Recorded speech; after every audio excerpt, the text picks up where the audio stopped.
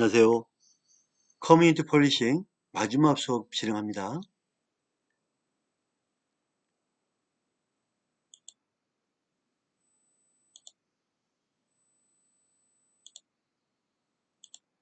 자, 사례 한번 볼까요? 직접 처분 사례.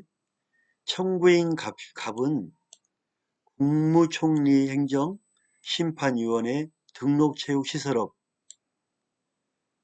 사업 계획 변경 승인 신청 반려 처분에 대한 취소 심판을 청구했고, 위원회는 이 사건 거부 처분을 취소하는 인용 재결.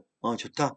당신 말대로 등록체육시설업을 사업계획을 해라 하고 인용 재결했단 말이에요. 재결. 이 재결이라는 건 뭐냐면 행정심판에서 한 거를 재결이랍니다. 법원에서 한 거를 재판이랍니다.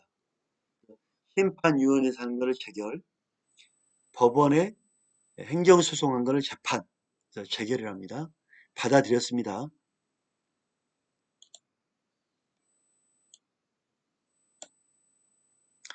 사업계획 변경 승인 신청을 하였으나 을은 의무이행 재결에 대한 법률 검토 완료 시까지 처분이 유보될 것임을 통지하였다. 갑은 중앙행정심판위원회에 시정명령 및 직접 처분을 신청하였고, 중앙행정심판위원회의 시정명령에 불구하고 을은 이것을 이행하지 않았다. 중앙행정심판위원회는 직접 처분할 것인지 여부는 판단을 하게 되었는데, 궁극적으로 행정심판법 50조 1항 단서의 해석상 중앙행정심판위원회가 직접 처분하지 마라. 지방자치단체의 직접 처분을 인용 제기했으니까 그 정도만 됐다. 나중에 이걸 가지고 안 되면 소송 들어가면 된다. 이렇게 본 거죠. 직접 처분을 하기에는 부착하다. 자, 그러면 행정심판위원회, 중앙행정심판위원회에 직접 처분 권한을 보유하고 있나? 보유. 왜 직접 하지 않느냐? 왜 직접 중앙행정심판위원회에서 하도록 못하느냐?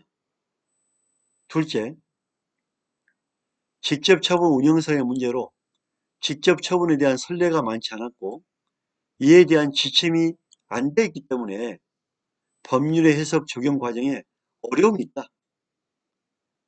또한 심판위원회 전문성과도 이건 연관되어 있다. 세 번째, 지방자치단체장의 사무처리에 대한 처분이 문제가 되었을 때 행정심판위원회가 직접 처분 권한을 행사할 경우 지방자치권을 침해하는 경우가 있다. 스스로 얘기해서 다시 하도록 해야지. 위에서 강제로 해버리면 지자체에 그 문제가 있는 거 아니야. 네 번째, 행정심판위원회가 직접 처분할 경우 처분에 대한 행정소송의 피소가 되어버린다. 직접 처분하면 나중에 소송이 들어가면 중앙심판위원회가 피소가 된다. 피소.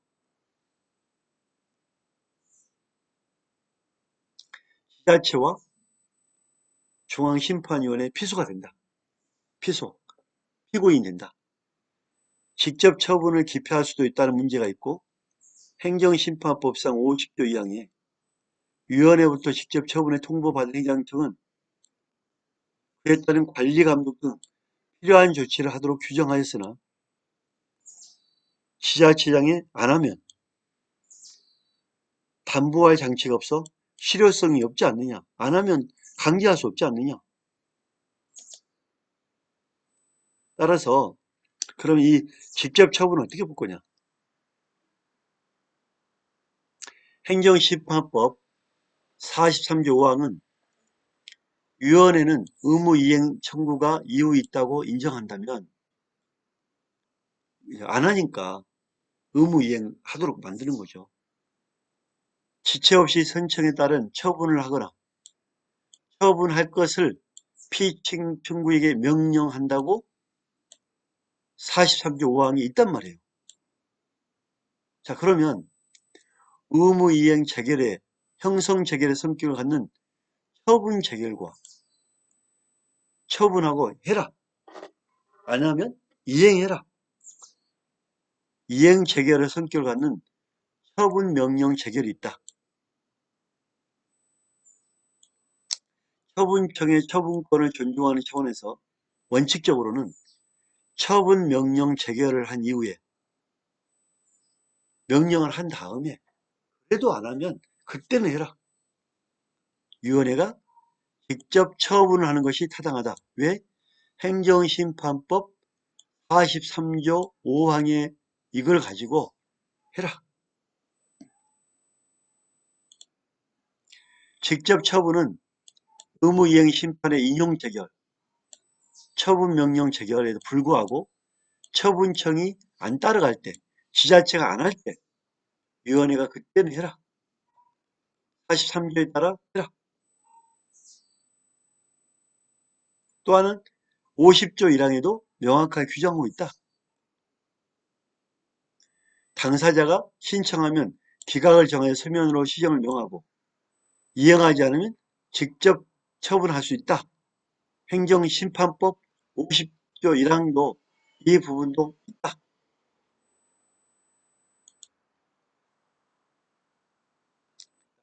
또 49조 1항은 행정심판을 인용하는 재결은 피청구인과 관계행정청을 계속한다. 계속한다는 것은 꼭 해야 된다. 계속력의 효력은 처분청은 재결의 취지에 반하는 처분을 다시 할 수 없으며 특히 동조 3항은 당사자의 신청을 거부하거나 부작위로 방치한 처분의 이행을 명하는 재결이 있으면 행정청은 지체 없이 이전의 신청에 대하여 재결 취지에 따라 처분을 해야 한다. 적극적인 재처분 의무를 하고 있다. 49조, 50조에 직접 처분을 할 수 있다. 말 안 들으면 그때는 해라. 자, 그래서 직접 처분을 지금까지 안 하죠. 근데 앞으로는 해야 됩니다. 앞으로 해야 돼요. 최근에는 직접 처분의 제도 개선을 통해 재결의 실효성을 더욱 높이는 방안을 연구가 이루어지고 있습니다. 해야 됩니다. 안 해서 문제입니다. 안 해서. 자, 행정심판의 결과 의무 인용을 체결했다면 처분 재결과 직접 처분 동일성에 관한 문제입니다. 답은 다 나와있죠? 법에 있으니까 하는 겁니다. 우리나라가 안 해서 문제입니다. 해야 됩니다. 직접 처분. 직접 처분의 집행력이 없어 행정수정법이 간접 강제 제도를 도입하고 있다는 점을 통해 검토해보면 핵심법상 강제 제도를 사방뿐만 아니라 이항도 대상으로 삼고 있는 점과 결과적으로 같다고 볼 수밖에 없다. 둘째, 당사자 신청에 대해 행정청이 거부 처분할 경우 반드시 의무이행 심판을 제기하여야 하는가? 해야죠. 셋째, 취소 심판에서 위원회 인용 재결은 그거를 취소하고 변경하고 변경명령 재결이 가능한데 변경명령 재결에 대해서 직접 처분이 가능한지 행정심판법 49조와 50조에 따라 가능하다. 보면 되겠죠? 조항이 있기 때문에. 행정심판법 49조 3항 신청을 거부하거나 부작위로 방기한 처분의 이행을 명하는 재결이 있으면 행정청은 지체 없이 이전의 신청에 따라 재결 취지에 따라 직접 처분해야 된다. 그래서 여러분 꼭 이 수업을 통해서 행정심판법 49조 3항 50조에 따라 49조 50조에 따라 처분의 의무 이행을 명하고 안 되면 중앙행정심판위원회에서 직접 처분할 수 있다. 이렇게 이해하면 됩니다.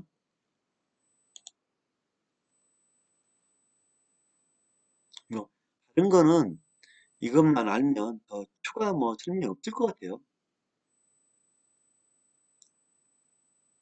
이게 그 불법 방법 문제인데 국가에서 너무 어, 심각한 자치권을 침해하지 않도록 해야 된다. 자치권을 침해하지 않도록 해라.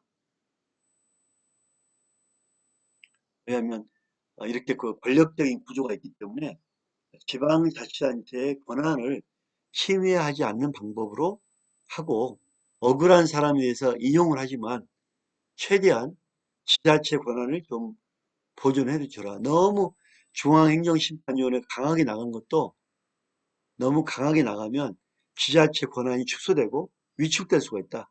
되도록이면 지자체 권한을 살려주고 안 된 것만 해라. 이렇게 보시면 되겠죠. 따라서 지방자치단체장은 그 취소 재결이 나오면 그대로 받아들일 수밖에 없어요. 그러니까 너무 위축되지 않게 좀 적절하게 해야 됩니다. 따라서 우리는 청구인 입장에 보면 행정에 대한 불복이 어, 어, 중앙행정심판을 통해서 어, 가능하다. 직접 처분 의무이행 심판 가능하다. 또 하나 행정심판이 안 하면 소송에 행정소송을 할 수 있잖아요. 행정소송하면 돼요. 따라서 피청구인 처분청의 경우에 행정심판의 재청구 금지를 금지한 심판법은 한번 이제 행정심판으로 완전히 끝났다면 다시 할 수 없어요.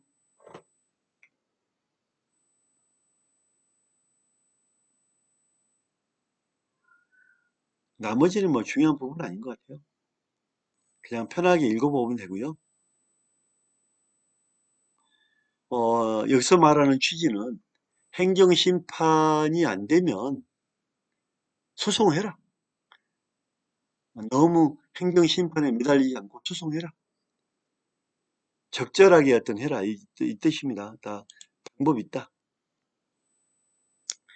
시도지사의 처분 등에 대해 한 목적성 판단까지 너무 강하게 중앙심판위원회에서 한다면 단체장에서는 참 어려운 부분이에요. 지자체에 어떤 꾸려나가는데 어려움이 있으니까 이런 부분도 고려해야 되지 않겠냐.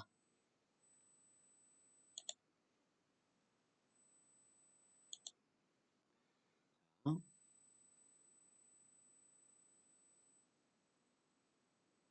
나머지 부분은 제가 뭐 수업을 강제로 할 그런 이유는 없는 것 같고요. 필요한 부분만.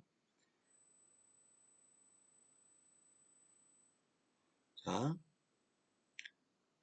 여기서는 이제 주장인데 행정심판에서 권리가 침해된 사람은 또 어디로 간다? 소송으로 가잖아요. 근데 여기서 말하는 게 우리가 이제 그 재판에도 소송이 있고 나중에 억울함이 재심이 있잖아요. 그러면 어, 소송에도 재심이 있는데 행정심판도 재심을 만들어 보면 어떻겠냐. 저는 솔직히 여기서 도입할 필요가 있다고 하는데 저는 행정심판까지 재심을 할 필요가 있겠냐. 그냥 한 군데 소송으로 하면 되지. 재심이 재심을 않고 그렇게 할 필요 있겠나. 저는 소송으로 빨리 마무리 짓길 바랍니다. 그런 의미가 있어요. 아직은 재심 부분에 대해서는 개인적으로 저는 좀 긍정적인 입장은 없습니다.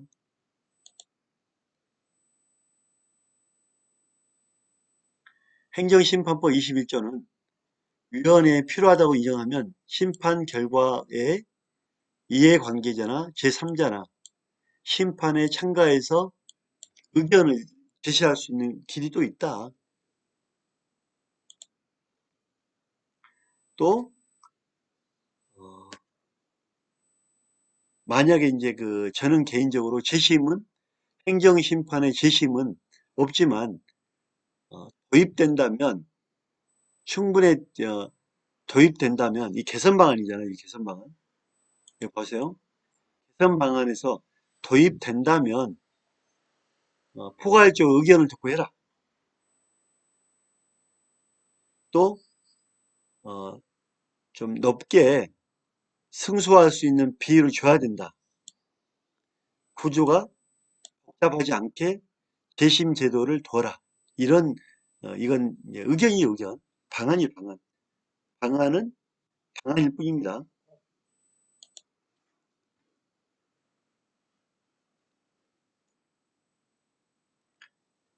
재심 제도가 도입된다면 명백한 사실 오인, 법리 오해, 재량권 이탈 남용에 대해서 제한적으로 하지 말고 제한적으로 재심해라. 또 하나 어, 국민의 구제일 행정심판을 지자체 단체에 인정하는 것은 너무 한계가 넘어가는 거다. 그래서 국민 입장에서는 의도와 달리 오랜 시간과 복잡한 절차를 이용하기 때문에 결국은 행정소송까지 갈 수밖에 없다. 행정소송까지 가면은 행정소송까지 가면은 또 복잡해지지 않느냐. 시간도 많이 걸리지 않느냐. 그냥 우리가 한 김에 재심까지 해서 완전히 결정해 주자. 뭐 그렇게 주장하는 거죠. 근데 재심으로 이분들이 인정하겠냐. 행정심판위원회에서 판결 났다면 거기도 인정 못하는데 재심한다고 해서 또 인정하겠냐. 나는 그런 의도도 많아요. 방안입니다. 그 방안으로 보십시오. 자, 결론은 이러한 것들 모두 문제, 행정심판의 어떤 그 개선 방안, 즉 지방자치제도와 연관되어 있어요.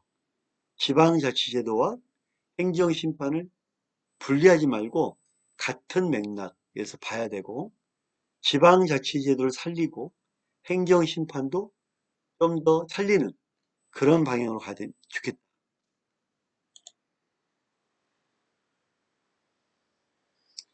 행정심판은 단위, 신속한 절차거든요.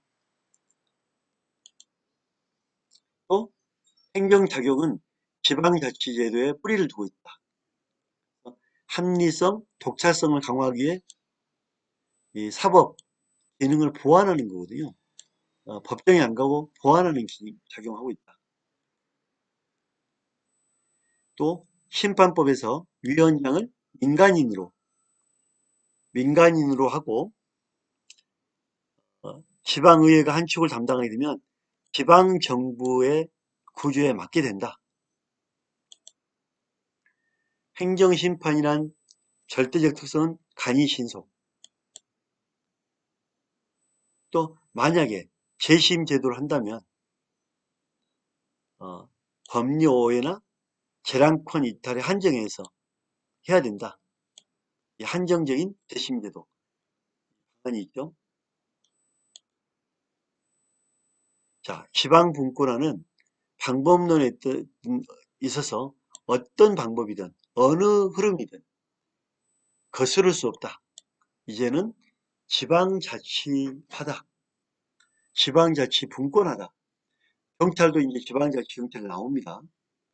모든 법과 제도, 조직이 다 지방자치 흐름으로 가고 작은 정부는 지방정부죠. 다 이렇게 흐름이 가고 있어서 이 흐름은 무시할 수가 없다. 저는 그렇게 봅니다. 따라서 이 앞에 큰 이 물줄기를 또 작은 물줄기를 하나씩 만들어가는 과정이 중요하다. 이렇게 해서 우리 폴리싱 과목이 다 끝났습니다. 여러분들 저하고 수업하면서 지금은 지방자치의 분권화, 지방자치 시대구나 이런 부분을 염두에 두고 공부하고 준비하면 좋겠습니다. 한 학기 동안 고생 많으셨습니다. 감사합니다.